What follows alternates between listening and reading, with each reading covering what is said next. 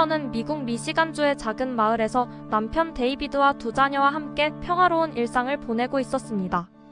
그녀는 늘 활발하고 건강한 사람으로 가족과 함께 많은 시간을 보내며 행복한 삶을 살고 있었습니다. 그러나 어느 날 테일러의 몸에 이상 신호가 나타나기 시작했습니다. 처음에는 단순한 피로라고 생각했던 것이 점점 심각한 문제로 발전하게 되었습니다.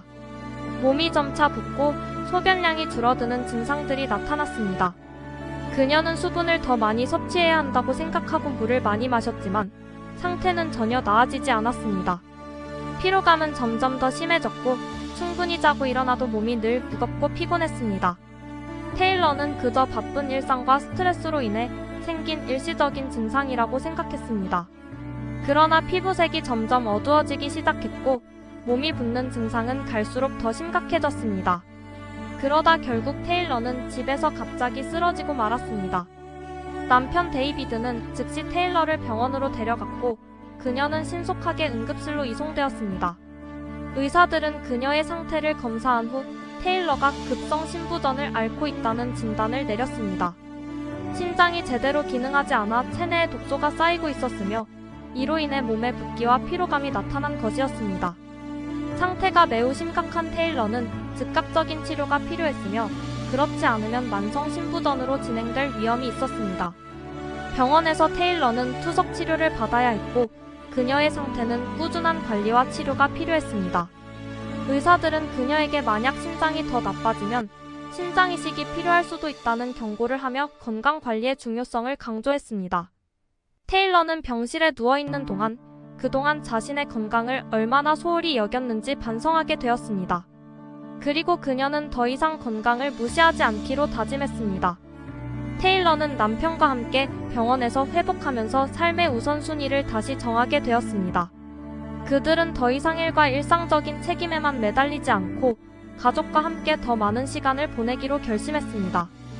데이비드는 테일러가 회복되는 동안 그들이 함께할 특별한 경험을 만들기 위해 여행을 계획하기 시작했습니다. 그는 테일러에게 여행을 통해 새로운 문화를 경험하고 일상에서 벗어나 재충전할 기회를 주고 싶었습니다. 테일러가 병원에서 퇴원한 후 그녀와 남편은 여행지에 대해 고민하기 시작했습니다. 데이비드는 아시아를 여행해보자는 제안을 했고 특히 그의 동료들이 추천한 한국을 염두에 두고 있었습니다. 동료들은 한국이 대중교통이 잘 되어 있고 영어 안내가 잘 제공되며 치안이 좋고 깨끗한 나라라고 말했습니다.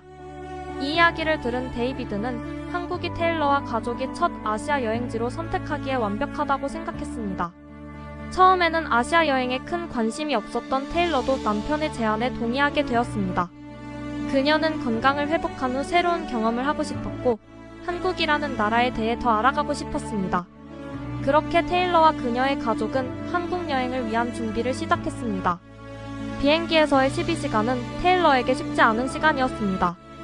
오랜 시간 앉아 있어야 하는 장거리 비행은 아직 완전히 회복되지 않은 그녀의 몸에 부담을 주었지만 한국에 도착하자마자 그녀는 그 모든 피로가 한순간에 사라지는 것을 느꼈습니다. 한국의 첫인상은 매우 긍정적이었습니다. 공항부터 도시로 이어지는 길까지 깨끗하고 질서정연했으며 한국 사람들은 매우 친절했습니다. 서울에 도착한 후 테일러와 그녀의 가족은 서울의 여러 관광지를 방문하며 한국 문화를 직접 경험했습니다. 경복궁을 방문하여 한국의 전통 건축물과 궁궐 문화를 접했고 남대문 시장에서는 다양한 한국 전통 상품들을 구경하며 즐거운 시간을 보냈습니다. 특히 한국의 전통시장은 테일러에게 신선한 충격이었습니다. 그녀는 미국에서 볼 수 없었던 다양한 음식 재료와 한국 특유의 문화적 분위기를 느낄 수 있었습니다.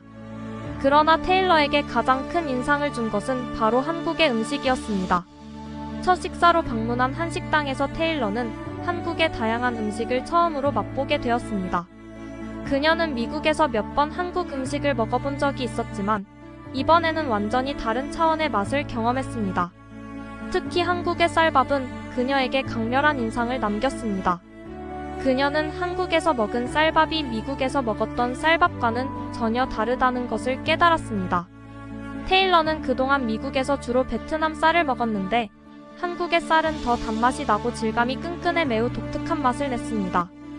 그녀는 쌀밥의 맛에 감탄하며 왜 한국 사람들이 쌀밥을 주식으로 먹는지 이해하게 되었습니다. 그녀는 식당 주인에게 이 쌀밥이 어떻게 이렇게 맛있는지 물어보았고 주인은 그저 밥솥이 알아서 해준다고 웃으며 대답했습니다. 그 후로 테일러는 한국 음식에 깊은 관심을 갖게 되었습니다. 불고기, 김치, 비빔밥 등 다양한 한국 요리를 맛보며 그녀는 그 맛에 빠져들었습니다. 그녀는 한국 음식이 단순히 맛있을 뿐만 아니라 건강에도 매우 좋다는 것을 느꼈습니다.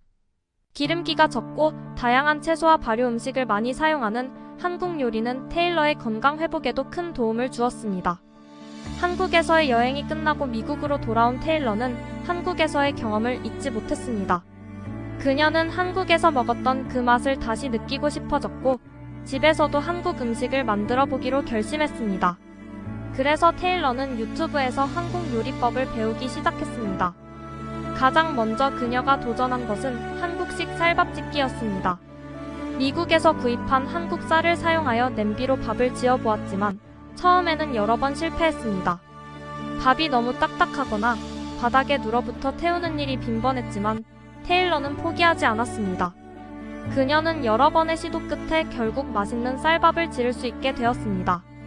이제는 가족들도 그녀가 만든 한국 쌀밥을 맛있게 먹으며 칭찬을 아끼지 않았습니다.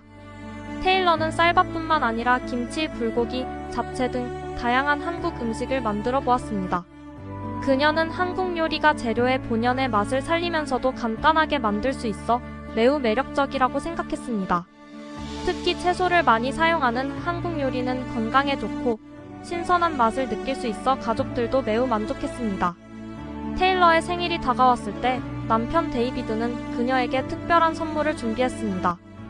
바로 한국식 전기밥솥이었습니다.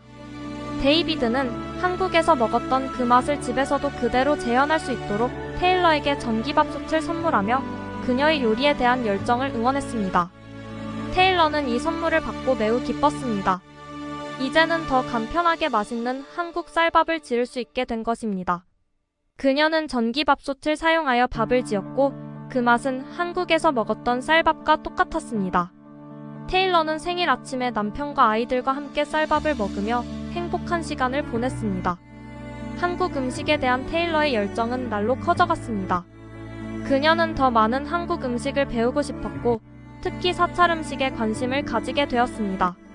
사찰 음식은 건강을 중시하는 한국인들 사이에서 인기가 많은 음식으로 주로 채소와 두부를 사용해 담백하게 조리된 음식입니다. 테일러는 사찰 음식을 통해 건강을 더욱 개선하고 싶었고 이를 위해 다시 한국을 여행하기로 결심했습니다. 다가오는 여름, 테일러는 가족과 함께 한국을 방문해 사찰 음식을 직접 맛보고 자신이 배운 요리와 비교해보며 더 많은 것을 배우고자 합니다. 한국에서의 경험은 테일러에게 단순한 여행 이상의 의미를 주었습니다. 그녀는 한국 음식을 통해 다시 건강을 되찾았고 가족과 함께 더 건강한 생활 방식을 실천하고 있습니다.